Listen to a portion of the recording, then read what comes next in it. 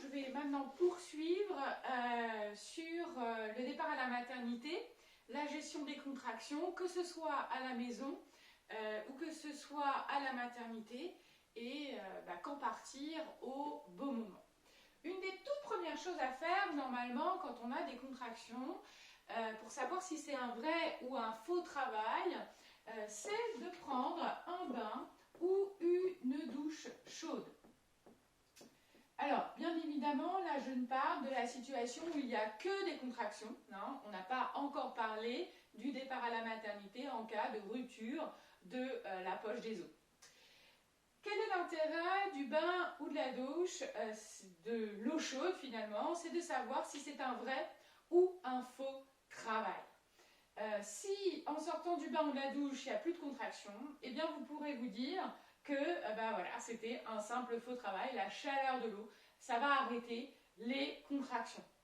Donc ça, c'est vraiment une des toutes premières choses à faire à la maison avant de partir.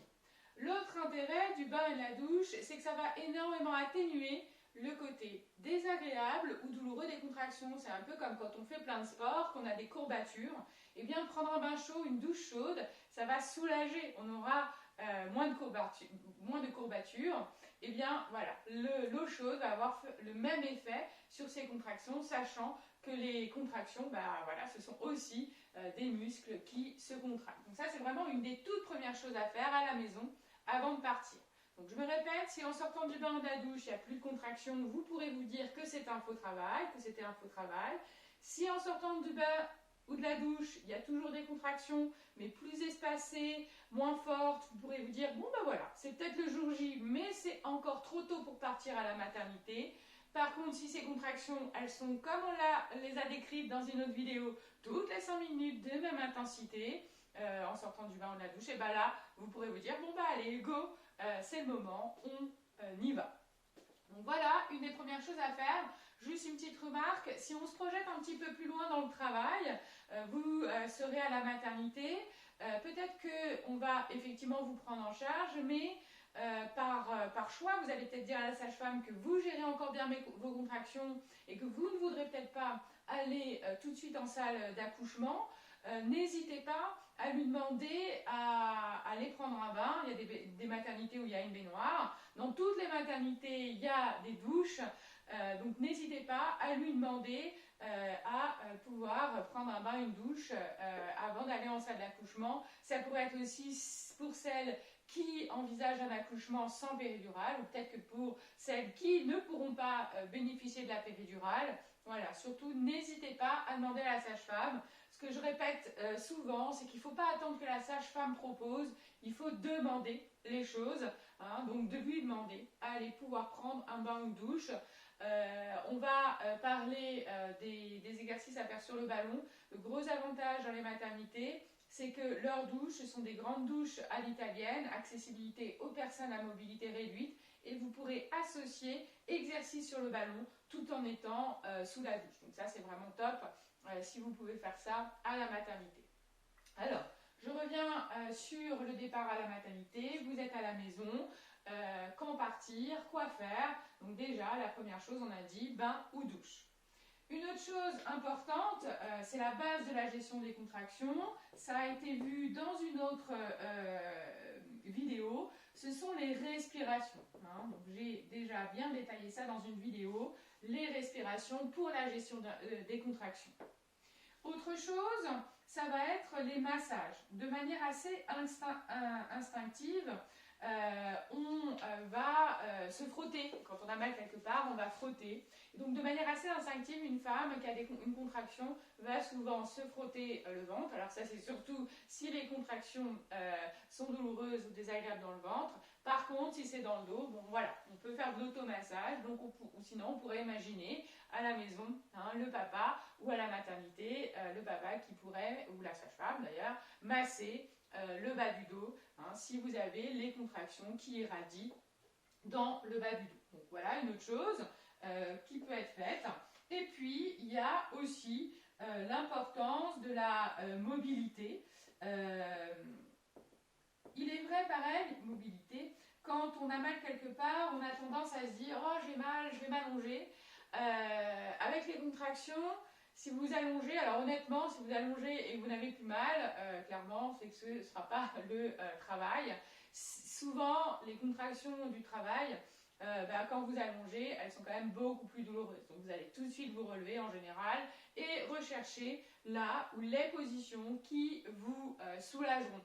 Ce ne seront pas les mêmes positions que vous ayez des contractions dans le ventre ou dans le dos. Hein. Donc là, je vais essayer de vous expliquer des mouvements, des exercices, des exercices d'étirement, des mobilisations du bassin qui pourraient vous soulager.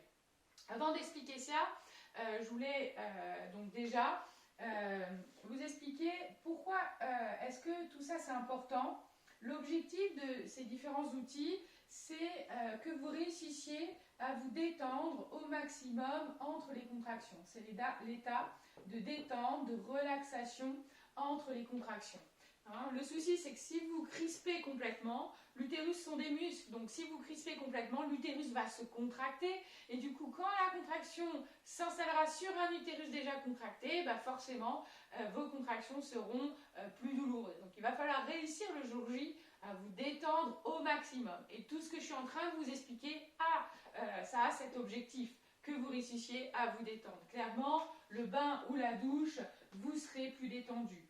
On a vu dans la vidéo qu'il y a une respiration spécifique à faire entre les contractions, la respiration complète, celle qui va vous permettre de vous détendre.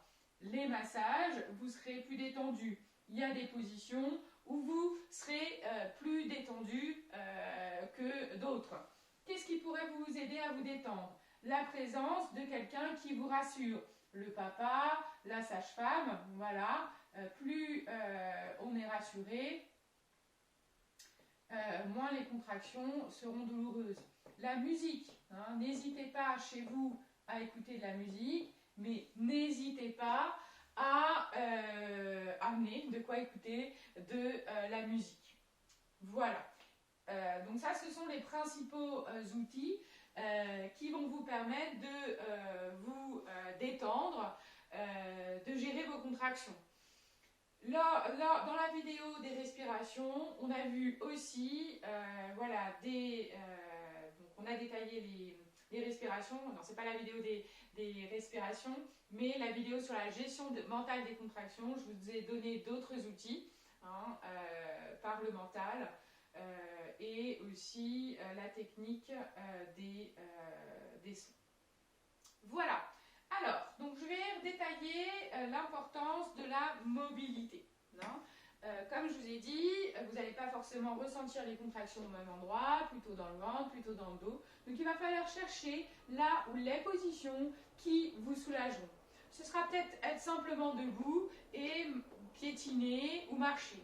Ce sera peut-être prendre appui sur un muret, un meuble, un bar entre votre salon et votre cuisine et vous pencher en avant. Quand vous allez vous pencher en avant, vous allez peut-être là aussi basculer d'un pied sur l'autre.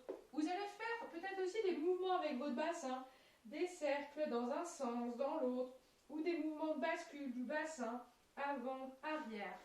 Vous allez peut-être mettre vos mains sur un mur et pousser sur le mur. Alors ça semble bizarre, mais c'est une technique qui fonctionne vraiment très bien. Ça permet de répartir les tensions. Donc on met les mains sur le mur et on pousse sur le mur pendant les contractions. On peut imaginer aussi en poussant sur le mur, basculer aussi d'un pied sur l'autre. Et si les tensions sont plus sur les côtés, vous pourriez plus vous étirer en appuyant sur le mur, en étant sur le côté. Vous pourriez utiliser une chaise et vous installer, vous asseoir comme ça à califourchon sur cette chaise.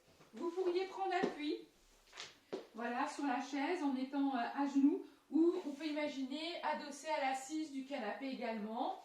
Trouver des moyens, voilà, pour vous étirer. Et puis, pour celles qui ont un ballon, vous pourrez utiliser ce ballon. Ce ballon, c'est vrai que je vous encourage vivement à investir dans un ballon. Ça coûte pas très cher, entre 9 et 12 euros, maximum 15 euros avec la pompe éventuellement. Non, ça ne va pas vous coûter plus cher. Et c'est vraiment d'une grande utilité. Bénéfique pour la fin de grossesse, pour vous soulager des différentes douleurs que vous pouvez avoir au niveau du dos, au niveau du périnée. Mais c'est aussi l'utiliser en fin de grossesse pour pouvoir faire des exercices avec et dérouiller, on va dire, un petit peu votre bassin, et l'importance de l'utiliser aussi le jour J, tout le pré-travail que vous ferez chez vous. Alors il est vrai qu'après, à la maternité, pareil, ils en ont à vous prêter, mais surtout, vous n'hésitez pas à le demander, une fois de plus, hein, à vous demander, est-ce que vous auriez un ballon à me prêter? En temps normal, je vous conseille d'apporter le vôtre. Là, je ne sais pas si ils accepteraient que vous apportiez le vôtre. Dans le doute, prenez-le dans la voiture et vous verrez bien. L'avantage, si c'est le vôtre, c'est que vous serez sûr d'en avoir un. Il sera gonflé comme vous aimerez bien et à la bonne taille. Voilà. Alors, juste une petite chose pour choisir le ballon. Il ne faut surtout pas vous retrouver comme je suis là, moi. Moi, je ne suis pas enceinte, donc ça va. Mais vous serez totalement inconfortable si vous êtes installé comme moi. Je ne sais pas si vous voyez là dans la vidéo, mais moi, mon bassin, il est plus bas que mes genoux. Dans l'idéal, il faut que votre bassin soit au même niveau que mes genoux, soit légèrement au-dessus. Alors, les exercices que vous allez faire pendant la grossesse, ce seront exactement les mêmes que vous ferez le jour J. Ils n'auront juste pas le même effet, on va dire, le jour J. Donc, on a dit pendant la grossesse, c'est vous soulager des différentes douleurs dos, périnée par exemple, et dérouiller le bassin. Le jour J, ça va permettre d'accélérer le travail. L'importance de la mobilité, d'ailleurs avec ou sans ballon.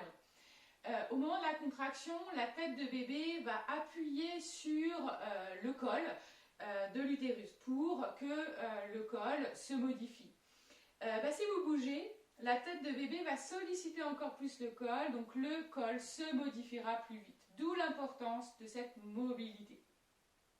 Cette mobilité, elle est importante, oui, pendant tout le pré-travail, chez vous, le pré-travail à la maternité. Mais on va voir que même en salle d'accouchement, même si vous avez la péridurale, il faudra continuer à bouger. Ça, je vais l'expliquer un petit peu après. Déjà, je vais vous expliquer donc les exercices que vous pouvez faire avec ce ballon.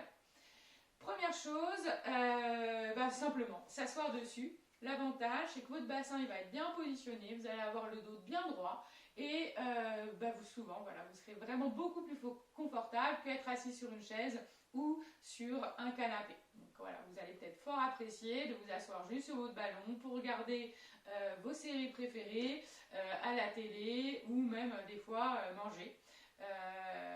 Vous aurez le dos qui sera moins sollicité. Après, les autres exercices que vous allez pouvoir faire sont très simples. Vous allez peut-être faire des bascules du bassin, avant-arrière, vous allez peut-être faire des mouvements sur les côtés, des cercles dans un sens, dans l'autre. Vous faites les formes que vous voulez avec votre bassin, des 8, des infinis, des cœurs, ce que vous voulez. Voilà, c'est juste que du coup, vous allez bouger votre bassin, ça va vous soulager. Autre exercice qui peut surprendre, c'est des petits sautillements comme ça sur le ballon. Alors pendant la grossesse, souvent ce sont des petits sautillements. J'ai des fois des patientes qui font ces exercices sur le ballon plutôt le soir et elles terminent pour avoir des petits sautillements en fermant les yeux. Ça les berce, ça les détend et je ne dis pas que ça fonctionne avec tout le monde, mais du coup certaines arrivent à trouver plus facilement le sommeil. Alors clairement le jour J, ce sera probablement pas des petits sautillements, mais les sautillements seront beaucoup plus importants. J'ai déjà eu plein de patientes, c'était le mouvement qui les soulageait de faire ces grands sentiments au moment des contractions. Et j'en ai déjà eu plusieurs qui souhaitaient accoucher sans péridurale et c'était le mouvement qui leur a permis d'aller jusqu'au bout et d'accoucher sans péridurale. Alors, autre exercice, vous pourriez demander à votre conjoint de vous aider et de se mettre juste devant vous. À la maison, vous allez utiliser un paréo, un drap, une écharpe qui va mettre autour de ses épaules ou sous les bras. Donc il va se mettre devant vous et vous allez enrouler autour de vos poignets cette écharpe et il va se reculer un petit peu. Vous allez vous laisser complètement aller et donc du coup là, il va y avoir tout un étirement du dos. Ça va vraiment vous faire beaucoup de bien. On pourrait imaginer que vous fassiez la même chose avec les mains posées sur le mur et vous pourriez appuyer sur le mur. Donc là, il va y avoir l'étirement, mais il n'y a pas de côté, on se laisse complètement aller. Donc ça, c'est vrai, ça vous soulagera beaucoup. Même exercice, mais votre conjoint plutôt derrière, avec pareil, le paréo, l'écharpe, et il va se reculer en arrière. Là, le gros avantage, c'est que ça va étirer votre dos, décontracter tous les muscles au niveau de la cage thoracique, libérer votre diaphragme. Hein, quand votre bébé se coince sous vos côtes, vous avez du mal à respirer. Ça va être un exercice que vous allez vraiment apprécier énormément. Alors là, je ne sais pas si la vidéo va fonctionner. Bon, je teste. Vous pouvez vous mettre sur le sol, les jambes voilà, positionnées comme ça, le ballon sur le côté et vous allez faire des petits mouvements. Donc ça d'un côté et puis de l'autre. Ça va décontracter tous les muscles au niveau, pareil, de la cage thoracique. Hein, donc là, la même chose quand votre bébé se coince sous vos côtes. Vous pouvez aussi vous positionner à quatre pattes, voilà, comme ça, et faire des petits mouvements de bascule avant-arrière ou sur les côtés. Vous pouvez vous tenir ou avoir votre conjoint devant vous qui va, pareil, vous étirer, voilà. En calant derrière vos genoux un coussin, vous allez pouvoir aussi vous mettre à genoux, voilà, en ouvrant bien les jambes et pareil, faire des mouvements sur les côtés ou avant-arrière. Alors, ces positions à quatre pattes, à genoux ou penchées en avant, ce sont souvent les positions qui vont soulager les femmes qui vont avoir les contractions qui vont irradier dans le dos. Souvent, voilà, quand on a mal dans le dos, ou des fois ça va descendre dans les fesses d'ailleurs, il y a ce besoin d'avoir le ventre dans le vide. Donc surtout, ne retenez pas que les exercices où vous seriez assise sur le ballon, ça peut être très bien, mais surtout, si les contractions sont ressenties dans le ventre, si les contractions sont ressenties dans le dos et irradient dans les fesses, rappelez-vous bien les exercices où votre ventre serait penché, voilà, serait dans le vide et vous penchez en avant. Là, je ne vais pas pouvoir faire l'exercice, mais vous pourriez vous imaginer allongé sur le dos, les jambes posées sur le ballon, voilà, à 90 degrés. Et là, le soir, quand vous couchez, hein, vous avez peut-être certaines très mal dans le bas du dos, au niveau des lombaires. Voilà, ça peut être aussi un exercice vraiment top pour vous. Et avec vos jambes, faire des petits mouvements pareils sur les côtés et avant, arrière. Donc voilà des exercices que vous allez pouvoir faire avec ce ballon. Ces exercices, vous pourrez les faire chez vous, on a dit que vous pourrez les faire à la maternité.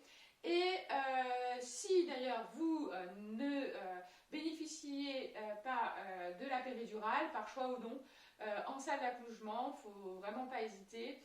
S'il n'y a pas la péridurale, vous pourrez rester normalement hors du lit. Ce qui n'est pas le cas, hein, s'il y a la péridurale, on est obligé de rester sur le lit, parce que déjà on est branché de partout. Une petite chose, une petite parenthèse, pour celles qui souhaiteraient accoucher sans péridurale, ou qui ne pourront pas bénéficier de la péridurale, hors raison médicale, je vous conseille de demander deux choses à la sage-femme. Je vous conseille de lui demander à ce qu'elle ne branche pas une perfusion, mais qu'elle pose juste un cathlon, une voie d'abord. Elle va piquer et mettre un petit bouchon. Ça veut dire comme ça, si à tout moment, il faut injecter par exemple des antibiotiques ou brancher une perfusion, il y aura l'accès, mais ça va vous libérer d'un bras. Et pareil, vous lui demanderez, hors raison médicale, de ne pas avoir le brassard qui prend la tension artérielle hein, toutes les 5 minutes. Ça, ce sera aussi obligatoire si elle a la péridurale. Mais si elle n'a pas la péridurale, vous pourrez demander à ce qu'elle vienne vous prendre la tension toutes les demi-heures ou toutes les heures. J'insiste, c'est pas négociable si elle a la péridurale parce que quand il y a la péridurale, ça entraîne souvent une hypotension, une chute de la tension. Donc d'ailleurs, c'est pour ça qu'avant la pose de la péridurale, ils devront passer 1 litre de soluté dans les veines pour en quelque sorte schématiquement gonfler les veines et éviter l'hypotension. Et ils devront surveiller la tension artérielle toutes les 5 minutes. Mais si on n'a pas la péridurale, bah, du coup, on peut demander à être libéré de ces deux liens, ce qui va permettre d'avoir que le monitoring de branché hein, en salle d'accouchement, mais vous pourrez rester debout et vous pourrez tout à fait faire du ballon. Alors, si elle a la péridurale, c'est quand même aussi très important de bouger malgré tout. Comme je vous ai dit tout à l'heure, plus vous allez bouger, plus la tête de bébé va solliciter le col et plus le col va se modifier. Donc ça, c'est pour le travail, l'ouverture du col. Mais j'ai bien dit que une fois que le col était complètement ouvert, il fallait encore attendre, surtout si elle a la péridurale, 2 à 4 heures que le bébé s'engage dans le bassin, descende dans le bassin. Et clairement, si vous êtes allongé à attendre que ça se passe pendant des heures et des heures, bah, vous laisserez votre bébé faire tout le boulot. Parce que lui tout seul, il devra trouver le bon axe pour s'engager dans votre bassin. Alors que si vous continuez à bouger, vous allez l'aider à trouver le bon axe, voilà, pour s'engager dans votre bassin. Donc, même sur le lit d'accouchement, il va falloir solliciter la sage-femme, solliciter les équipes pour qu'ils vous permettent de bouger régulièrement. Alors, un avantage de la péridurale, c'est que vous allez pouvoir vous reposer et surtout, n'oubliez pas de recharger les batteries. Je pense par exemple à juste après la pause de la péridurale, reposez-vous au moins 1 heure pour voilà, recharger les batteries, mais il ne faudra peut-être pas faire que ça. Et vous allez alterner les périodes de repos ou les périodes où la sage-femme va vous changer de position. Vous ne serez pas obligé de rester allongé à attendre que ça se passe. Vous pourriez très bien être allongé d'un côté, être allongé de l'autre. Vous pourriez être assise sur votre lit en tailleur. Vous pourriez avoir le ballon sur le côté, l'exercice que j'ai montré tout à l'heure, sur le côté. Et puis, vous pourriez demander à la sage-femme si jamais elle avait cet accessoire qu'on appelle la galette. Ça va faciliter la mobilité sur le lit d'accouchement. Bon, même s'il n'y a pas de galette, ne vous inquiétez pas, vous pourrez aussi voilà, réussir à vous mobiliser. Donc, on peut être assis sur la galette et bouger presque comme si vous étiez assis sur le ballon. Donc, c'est vrai que ça va faciliter, on va dire, les mouvements. On peut imaginer, vous imaginez... des fois, la sage-femme va vous dire écoutez, j'ai bien entendu, j'ai bien lu dans votre projet de naissance, j'ai bien entendu que vous souhaitiez bouger, mais le problème, c'est que votre bébé, on le capte que quand vous êtes sur le dos. Mais même sur le dos, on peut quand même bouger. On peut être allongé sur le dos, les pieds posés sur le lit, et puis faire des petits mouvements sur les côtés. Encore plus facile si elle a la galette. On peut être allongé sur le dos, les jambes posées sur le ballon, et là, du coup, vous allez bouger vos jambes sur les côtés ou avant-arrière. Et puis, vous pourriez demander à la sage-femme si elle pourrait vous installer une barre, un arceau qu'on met à la place des étriers. Et vous pourriez poser vos pieds à différents endroits de cette barre. Et ça va, là aussi, faciliter la mobilité. Voilà. Donc, j'insiste, même si vous bénéficiez de la péridurale, même sur le lit d'accouchement, oui, reposez-vous, mais faites peut-être pas ça pendant X heures. Après, il ne faudra pas être surprise que votre travail soit à rallonge. Il faut vraiment demander à la sage-femme qu'elle vous permette de bouger au maximum tout en restant sur le lit avec, je répète, les accessoires, la galette, le ballon ou l'arceau. Mais j'insiste, tout en restant sur le lit. Voilà. L'importance pour que le col s'ouvre, mais l'importance pour que le bébé s'engage plus rapidement, pour l'aider à s'engager dans votre bassin, à trouver le bon axe pour s'engager. Voilà pour cette vidéo sur les premiers outils pour le départ à la maternité, la gestion des contractions à la maison, la gestion des contractions à la maternité. Ça va être important que vous vous prépariez toutes à accoucher avec péridurale, mais aussi sans péridurale. Donc je vais faire encore d'autres vidéos sur ces différents types d'accouchement. Voilà!